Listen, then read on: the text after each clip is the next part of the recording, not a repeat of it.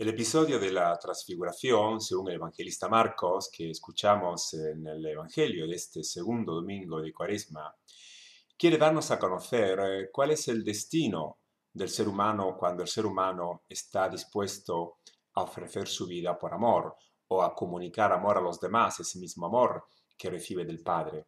El destino no es la muerte, sino todo lo contrario, una vida que triunfa y una vida que resplandece de la misma condición divina, por encima de cualquier forma de muerte.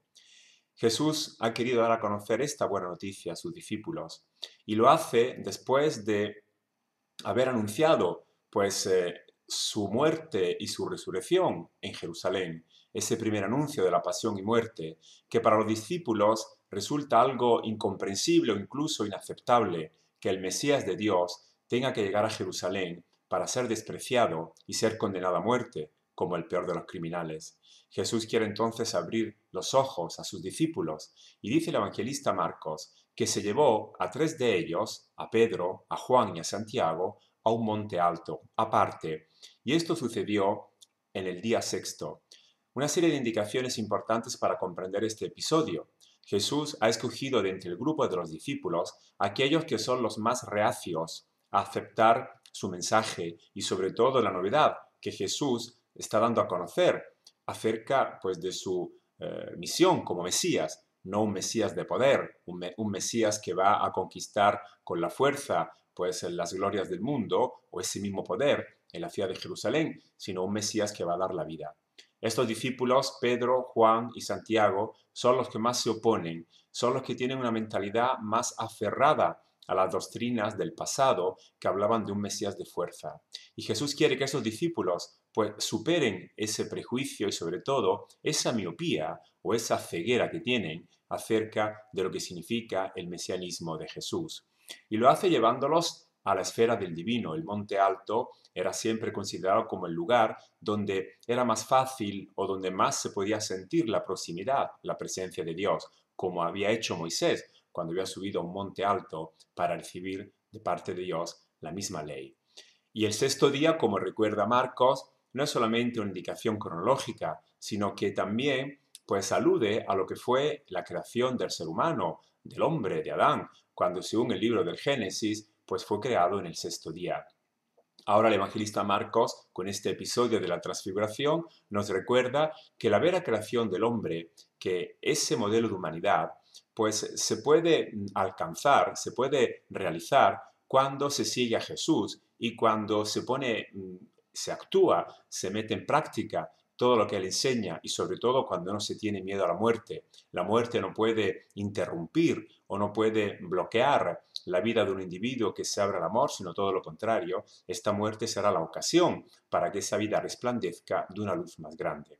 Esto es lo que quiere entonces mostrarnos el evangelista Marcos con el episodio de la transfiguración. Es una anticipación de esa gloria del resucitado, de ese esplendor divino, de una vida que triunfa por encima de la muerte misma, algo muy difícil para entender o para comprender por parte de estos discípulos. Y explica entonces Marcos que Jesús se transfiguró ante ellos y que sus vestidos se volvieron de un blanco deslumbrante, como ningún batanero, ningún lavandero en la tierra es capaz de blanquear. Esta transfiguración, esta luz que emana de la persona de Cristo, del Señor, es una figura, ya un anticipo de lo que será su triunfo, su victoria, de lo que será la resurrección, esta vida que manifiesta toda su riqueza, todo su esplendor, la misma riqueza del Padre, esa misma condición divina de una vida que por su cualidad se puede decir definitiva para siempre, que no será mínimamente tocada por la muerte. Y Marcos explica que alcanzar esta dimensión de una vida definitiva, esto no depende de los esfuerzos humanos. No hay ningún lavandero en la tierra que pudiera blanquear esos vestidos o esa manera de presentarse delante de los demás. Es decir, este resplandor de luz, esta divinidad, es un regalo, un don del Padre.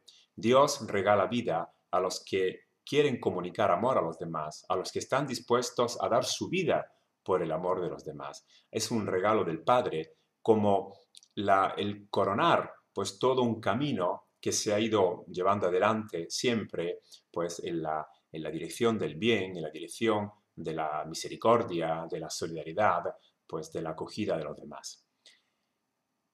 Con Jesús se les apareció a los discípulos Elías y Moisés, que conversaban con Jesús. Y Pedro reacciona diciéndole a Jesús: Rabí, viene muy bien para que estemos aquí nosotros, podríamos hacer 3 chozas, una para ti, una para Moisés y una para Elías.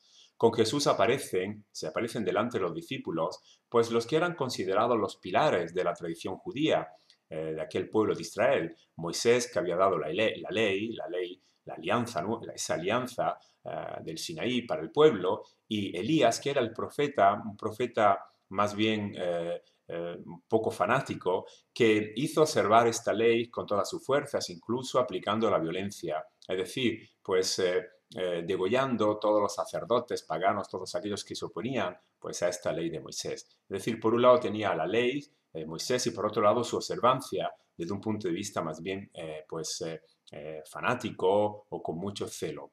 Estos personajes que representan el Antiguo Testamento conversan con Jesús. Igual como Moisés recuerda siempre el libro del Éxodo, pues entraba en la tienda del encuentro para conversar con Dios. Ahora no se trata de conversar con Dios, sino con Jesús mismo, que es el Dios entre nosotros, que es la manifestación de Dios en la historia entre nosotros. Y Pedro reacciona ante esta imagen, ante esta escena que se le presenta, y habla de hacer 3 chozas.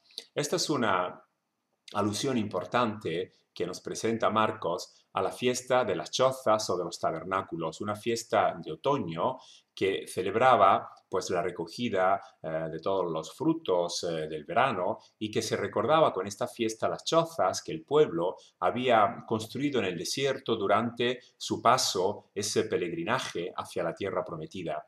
Pues bien, estas chozas se seguían construyendo en recuerdo de aquel pasaje hacia la tierra prometida, pensando también en la llegada del Mesías, porque el pueblo necesitaba un liberador, necesitaba recuperar esa gloria, esa libertad que había perdido. Se construían estas chozas pensando que Dios, así como había dado la tierra prometida al pueblo, pues le daría también este liberador, este Mesías, que llevaría de nuevo esta nación a todo su esplendor y a toda su gloria. Pedro entonces está como tentando de nuevo a Jesús con esta imagen de las chozas que él quiere levantar o construir, pero junto con Moisés y junto con Elías. Es decir, en el modo de hablar de Pedro se comprende que él quiere que Jesús se adapte o que Jesús siga las indicaciones de Moisés y de Elías. En la secuencia que nos presenta Marcos, Pedro dice, sería bueno hacer 3 chozas, una para ti, una para Moisés y otra para Elías. De los 3 personajes que Pedro menciona, el πιο importante se encuentra al centro, que es Moisés, no Jesús.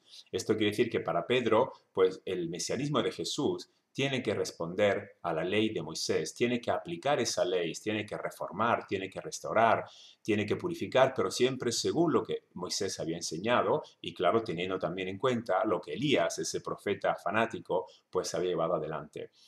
Esta es la posición de Pedro, querer de nuevo pues adaptar Jesús a la tradición antigua de Israel y que su mesianismo pues se identifique con lo que era la doctrina de un Mesías de poder y de gloria que tenía que llevar este pueblo, el pueblo de Israel de nuevo, pues a ser el pueblo más importante de entre todos los pueblos en la tierra.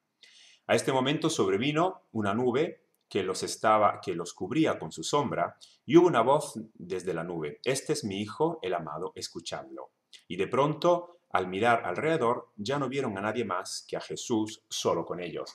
Pedro es interrumpido por la nube. La nube es una imagen de Dios. Esa voz que se escucha desde la nube, eso es una manera de intervenir Dios en esta escena, en la historia misma de los hombres, recordando ya lo que había dicho en el bautismo de Jesús, esa voz que se había escuchado también desde el cielo, indicando a Jesús como el Hijo, el predilecto. Pues bien, lo mismo se repite ahora. Dios reconoce a Jesús como su Hijo, como la expresión de su amor, la máxima expresión de su amor, el amado. Y por eso pide a estos discípulos que lo escuchen a Él. El único que puede dirigirse, que puede enseñar, que puede dar la palabra, es Jesús. no es ni Moisés ni Elías. La comunidad cristiana no tiene nada que aprender de Moisés o de Elías, sino que se aprende solamente de Jesús. Y a la luz de su palabra, pues se podrá también comprender lo que ha dicho Moisés y lo que ha dicho Elías, y lo que concuerda con la enseñanza de Jesús se puede considerar aún válido. Lo que no concuerda es algo obsoleto o incluso falso. Es una manera de poner al centro de la atención la palabra de Jesús porque es la misma palabra de Dios. Y los actos de Jesús, como Jesús se comporta, pues son los mismos actos, las mismas obras de Dios. Jesús se quedará de nuevo solo pasada esta escena con sus discípulos, no verán nada más que a él. Y esta soledad o esta manera de acabar el episodio da a comprender cómo para los discípulos no se entiende todavía esto que Jesús ha querido dar a conocer, esta novedad de una vida que supera la muerte. Jesús irá a la muerte solo, sus discípulos lo abandonarán. Por eso se dice al final de este episodio que no comprendía lo que quería decir resucitar de entre los muertos. Tendrá que ser la luz de la Pascua, la luz del resucitado, la que permitirá de nuevo a estos discípulos pues quitarse la venda de los ojos y comprender realmente cuál es el proyecto del Padre para el ser humano cuando el ser humano se abre al amor, es decir, tener una vida definitiva y resplandecer de esa misma luz, de esa condición divina.